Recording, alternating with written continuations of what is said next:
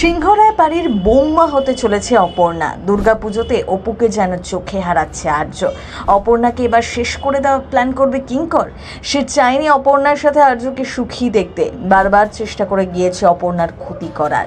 এবার বড় প্ল্যান করছে, আর্যকে সরাসরি বলেই দিল নতুন গল্পের শুরু হতে চলেছে। তবে কি অপর্ণার শেষ দিয়েই গল্পের মোড় ঘুরবে, নাকি আর্যর আগের পরিচয় জানতে পেরে নিজেই দূরে সরে যাবে অপর্ণা?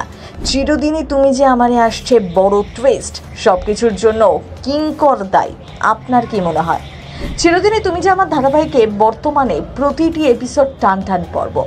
আর্য আর অপর্ণার মাঝে এন্ট্রি হয়েছিল নতুন চরিত্রে ডাক্তার। সে অপর্ণার বাবাকে চিকিৎসা করে সুস্থ করে তুলেছিল। শুধু তাই নয়, তার নম্রতা, ভদ্রতা, আচরণ মন জয় করেছিল অপর্ণার বাবা মায়েরও। তার সাথেই আবার অপর্ণার বিয়ে ঠিক হয়।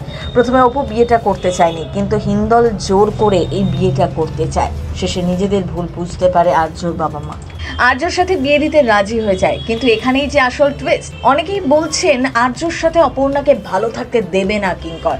সে চায় অপর্ণা আর্যর থেকে দূরে চলে যাক। আর্য ধীরে ধীরে বুঝতে পারছে অপর্ণার সাথে ভালো থাকতে দেবে না কিঙ্কর, কারণ সে চায় না। টানাপোড়েনের মাঝেই পূর্বজন্মের স্মৃতি ফিরে আসছে অপর্ণার। দুর্গাপুজোর মহাষ্টমীতেই অপর্ণা নাকি হয়ে উঠবে রাজনন্দিনী। সেই এপিসোড এখনো দেখানো হয়নি। পুজোর অঞ্জলিতে যখন সবাই ব্যস্ত, তখন অপর্ণার মধ্যে রাজনন্দিনী জেগে উঠবে। তার চোখ মুখ হঠাৎই বদলে যাবে। অপু যেন একটা ঘোরে চলে যায়। তাকে দেখে অবাক হয়ে যায় তার বাবা মাও। এদিকে আনমনে চলতে গিয়ে শাড়ির আঁচলে এক কেলেঙ্কারি কাণ্ড করে বসে। আর্য ছুটে গিয়ে তাকে বাঁচাতে গেলে অপর্ণা ধাক্কা দিয়ে আর্যকে সরিয়ে দেয়। অপু বলে, আর্য সিংহ রায় তো তার আসল পরিচয় নয়, তাহলে কে সে? বহুদিন পরে এই মেঘার হাত ধরে ছোট পর্দায় ফিরেছেন ঋতুকমল, দিতিপ্রিয়া রায়।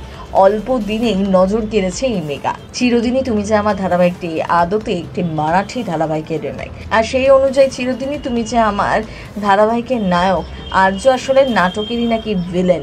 সে তার স্ত্রী রাজনন্দিনীর শেষ হওয়ার কারণ, এমনটাই শোনা যাচ্ছে। সম্পত্তির উত্তরাধিকার পাওয়ার জন্য অপর্ণাকে বিয়ে করবে। অপর্ণা পরবর্তীতে রাজনন্দিনীর হয়ে প্রতিশোধ নেবে। শেষে আর্য নিজের অন্যায়ের জন্য নিজেই নাকি শেষ হয়ে যাবে। এবার সত্যি সেই গল্প মানা হয় কিনা সেটাই দেখার। সিনে চক্কর ব্যুরো।